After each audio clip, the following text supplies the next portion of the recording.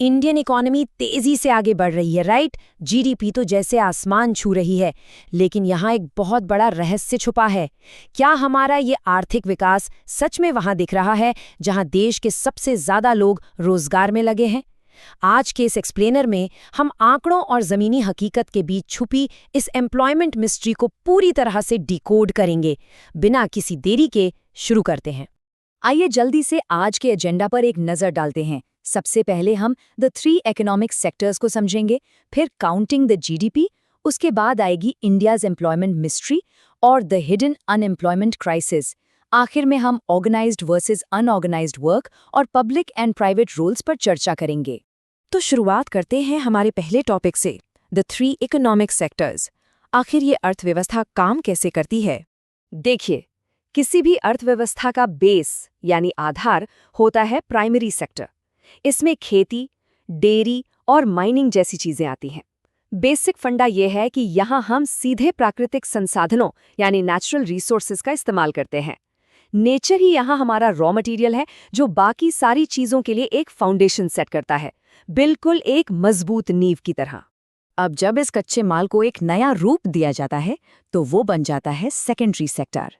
ये मैन्युफैक्चरिंग और इंडस्ट्री का अपना अलग ही जोन है। जैसे कपास से शर्ट बनाना या फिर कच्चे लोहे से गाड़ियां तैयार करना। बेसिकली ये सेक्टर नेचुरल गुड्स में वैल्यू ऐड करके उन्हें मार्केट के लिए एकदम रेडी करता है। इसे आप इकोनॉमी का वैल्यू एडिशन इंजन कह सकते हैं। और तीसरा आता है हमारा टर्जरी सेक्टर। अब इंटरेस्टिंग बात यह है कि ये सेक्टर डायरेक्टली किसी सामान का उत्पादन नहीं करता, बल्कि ये एक कनेक्टिव टिश्यू की तरह काम करता है। ट्रांसपोर्ट, रिटेल और आईटी सर्विसेज इसके बेहतरीन एग्जाम्पल्स हैं। ये प्राइमरी और सेकेंडरी सेक्टर्स के पहिए घुमाते हैं और उनकी सारी ऑपरेशंस को स्मूथली चलने में एक बहुत बड़ा सपोर्ट सिस्टम बनते हैं। अब बढ़ते हैं दूसरे हिस्से की तरफ, काउंटिंग द जीडीपी।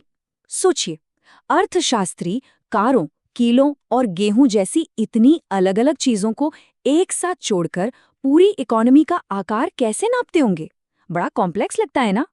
चलिए इस ग्रोस डोमेस्टिक प्रोडक्ट यानी जीडीपी की कैलकुलेशन को एक सिंपल से बिस्किट के एग्जाम्पल से समझते हैं।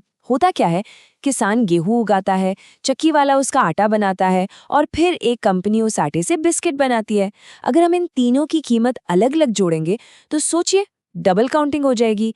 इसी कंफ्यूजन से बचने के लिए जीडीपी हमेशा सिर्फ फाइनल गुड्स यानी अंतिम उत्पाद को ही गिनती है, क्योंकि एक बिस्किट की कीमत में पहले से ही इंटरमीडिएट गुड्स जैसे आटा और गेहूं की कॉस्ट शामिल होती है। सिंपल है ना? यहाँ से आती है हमारी लिस्ट की तीसरी और सबसे इंट्रीगिंग बात, इंडियाज एम्प्लॉयमेंट मिस्ट्री। पिछले 40 सालों में भारत के आर्थिक विकास ने एक ऐसा अजीब मोड़ लिया है जो सच में किसी सस्पेंस थ्रिलर के रहस्य से कम नहीं है।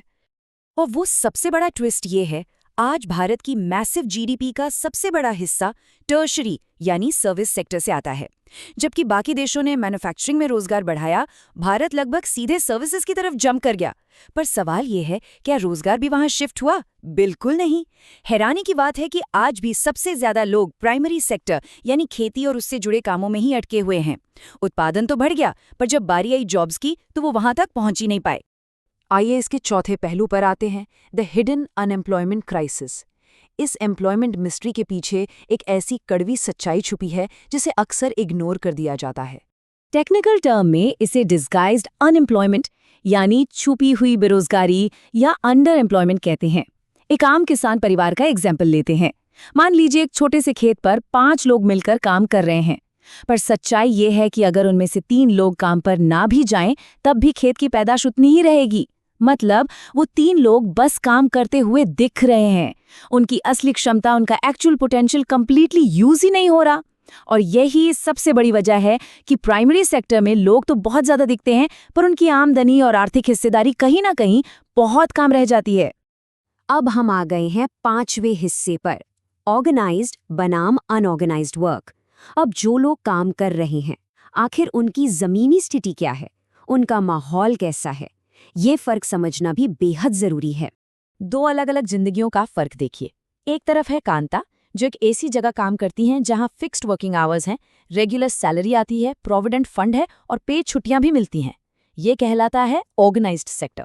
पर दूसरी तरफ है कमाल, जो किराने की दुकान पर दिहाड़ी मजदूरी करते हैं। ना कोई तय घंटे, ना किसी छुट्टी के पैसे, और जॉब सिक्योरिटी तो भूल ही जाइए। ये है हमारा अनऑर्गेनाइज्ड सेक्टर। काम तो दोनों ही कर रहे हैं, पर कंडीशंस और सुरक्षा में जमीन आसमान का अंतर है। सच्चाई ये है, और ये काफी चिंता की बात है, कि देश की वर्कफोर्स का एक बहुत बड़ा हिस्सा इन्हीं अनऑर्गेनाइज्ड सेक्टर की जॉब्स में जाने के लिए मजबूर है। सड़क पर ठेला लगाने वालों से लेकर छोटे कारखानों में दिन रात एक करने वाले मजदूरों तक। इन जगहों पर सरकारी नियम या तो होते नहीं या शायद ही माने जाते हैं। लोग बिना किसी सेफ्टी नेट के, और वो भी बहुत कम पैसों में काम करने को तैयार हो जाते हैं, सिर्फ इसलिए क्योंकि कोई बेहतर विकल्प, कोई और ऑप्शन उनके पास होता ही नहीं है। तो चलिए आज के छठे और आखिरी हिस्से की तरफ बढ़ते हैं, पब्लिक और प्राइवेट रोल्स। सबसे बड़ा सवाल ये उठता है कि इन बेसिक सिस्टम की खामियों को ठीक करने की और नए रोजगार पैदा करने की जिम्मेदारी आखिर किसकी है? अगर हम प्रैक्टिकल सॉल्यूशंस की बात करें तो यहाँ सरकार को यानी पब्लिक सेक्टर को फ्रंट फुट पर आना पड़ता है। बहुत ज़रूरी है कि नए क्षेत्रों में हेवी इन्वेस्टमेंट हो, जैसे रीजनल क्राफ्ट्स और टूरिज्म को बढ़ावा देना और छोटे शहरों को आईटी सर्विसेज से डायरेक्टली जोड़ना। अगर हेल्थ और एजुकेशन सेक्टर्स को ही ठीक से एक्सपैंड कर दिया जाए तो लिटरली लाखों नई नौकरियां पैदा हो सकती हैं। इसके अलावा MGNRAGA 2005 जैसे कानून, जो राइट टू वर्क यानी काम की गारंटी देते हैं, ग्रामीण क्षेत्रों में गरीबी और बेरोजगारी से लड़ने के लिए एक गेम चेंजर साबित हुए हैं। इस पूरी इकोनॉमी और एम्प्लॉयमेंट मिस्ट्री को समझने के बाद इस एक्सप्लेनर को हम एक आखिरी विचार के साथ खत्म करते हैं। जरा अपने आसपास के माहौल पर ध्यान दीजिए। आपके शहर या गांव में आखिर कौन सा इकोनॉमिक सेक्टर सबसे तेजी से फल फूल रहा है, और उस विकास की इस तेज रेस में किस सेक्टर के मजदूर सबसे ज्यादा पीछे छूटते जा रहे हैं? ये एक ऐसी जमीनी हकीकत है जिस पर सच में हम सबको गौर जरूर करना चाहिए।